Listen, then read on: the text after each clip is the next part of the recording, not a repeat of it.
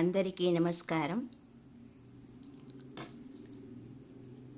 ఈనాటి విశేషం, దీనిని శంకు పువ్వు అంటారు మా ప్రాంతంలో. దీనితో చక్కగా వేడి నీళ్లతో మరిగించి ఆ నీటిని స్వీకరిస్తే ఎటువంటి తలనొప్పులైనా నివారింపబడతాయి. అలాగే ఇది తులసి దళము. ఈ తులసి దళంతో మనము గొంతుకి సంబంధించిన వ్యాధులను నయం చేసుకోవచ్చు. అలాగే ఈ తులసి విత్తనాలతో మనము చక్కగా పొడి చేసి దీనిని పేస్టులా చేసి తలకు పట్టించినట్లయితే ఎటువంటి చుండ్రు సమస్యలైనా మాయము అవుతుంది. అలాగే ఈ 3 వస్తువుల యొక్క విశేషం కూడా మీకు తెలిసి ఉంటుంది. వీటిని పూజా సమయంలో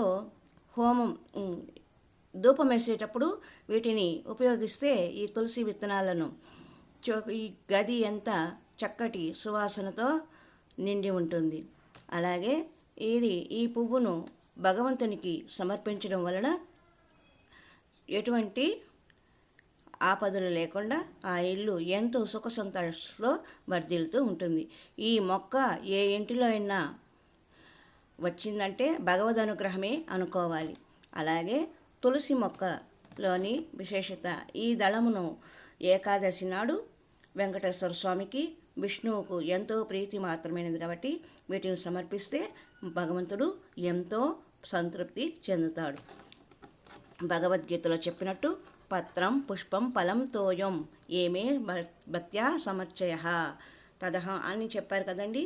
భక్తితోగా ప్రేమగా మనము దేనిని సమర్పించినా అది భగవంతునికి ప్రీతిపాత్రమవుతుంది అన్నారు కదా.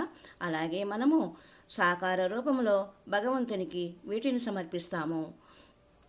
నిరాకార రూపంలో మనలో చైతన్య స్వరూపమై ఉన్న భగవంతునికి వీటితో మనము ఆహారముగా తీసుకుంటే ఎంతో సంతృప్తి చెందుతాడు.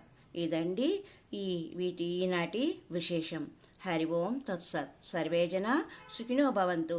లోకా సమస్త షణ్మంగళాని సంతు.